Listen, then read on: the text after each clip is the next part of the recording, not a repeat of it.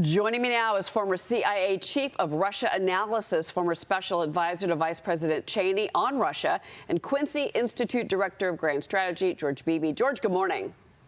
Morning, Cheryl. What do you make of the timing of this new ad from the Biden campaign as the president is set to land in India in the next 3 hours?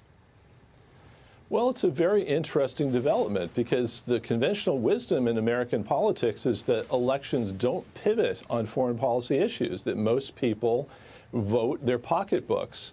But the Biden administration seems to be assessing that Ukraine and the way that Biden has handled Ukraine is an asset in this election. So we have a situation where both the leading Republican contender for the nomination, Donald Trump, and Biden are running on the issue of Ukraine. And that's something that's unusual in American politics. I want to ask you about, there's a contention between the contentious issue happening between Elon Musk and the Ukrainians.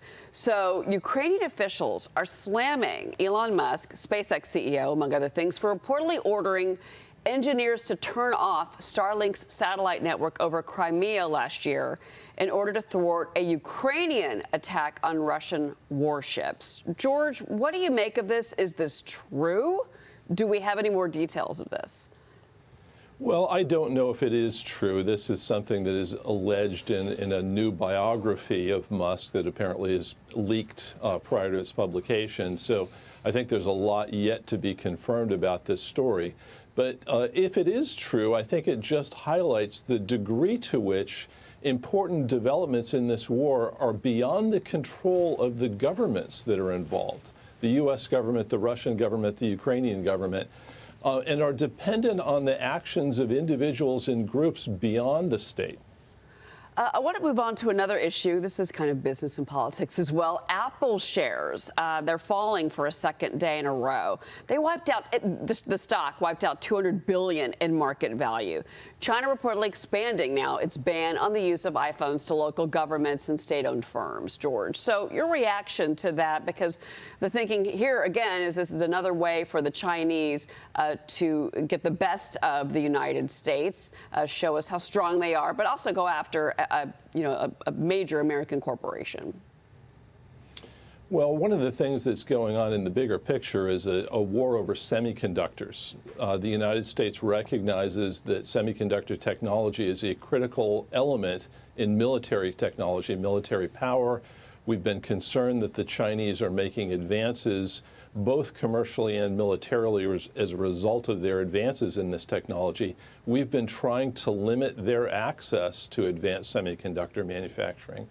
And the Chinese have actually made some breakthroughs, apparently, in recent weeks. It's become evident that Huawei, their leading cell phone manufacturer, has made some striking advances in this area. And I think the fluctuations in Apple stocks reflect concerns about this competition between China and the United States in this area. Well, it certainly is going to be interesting to see if more American companies get caught up in this, because that's going to get the attention of American CEOs on top of the political issues that we've got with China right now. I've got my colleague Todd Pyro on his head. He's got a question for you. Yeah, the U.S. is warning that North Korea would pay the price for providing Russia with weapons for use in Ukraine. Kamala Harris coming out and saying it would be a huge mistake. My question for you, being in the intel community, what else is in the toolbox that we could use, if not for sanctions, to try to tell these two, I'm going to call them rogue actors, North Korea and Russia, to stop playing together? Well, we don't have a lot of tools in the toolbox. I think one of the realities here is that we have used sanctions almost to the full extent that we could in dealing with both Russia and North Korea. So the threat that we might intensify these sanctions even further is not going to have much of a deterrent effect on North Korea and Russia. And using force, using American military force against North Korea and Russia would be quite problematic, a high-risk maneuver. So I'm not sure there's a lot we can do at this point to prevent this sort of cooperation from continuing. You know, my question always has been, if it's military aid from Kim Jong-un, what exactly does he have? Because the people of North Korea, we know, are starving. So exactly what type of munitions could he offer Vladimir Putin? Real quick, can you answer that? Well, I think in a word, artillery shells. The North Koreans manufacture an enormous number of them. The war in Ukraine has become a battle of artillery production, and support for Russia with artillery shells could be a major factor in this war. All right, George Beebe, thank you so much for being with us this morning. A lot going on. Appreciate it. You're welcome.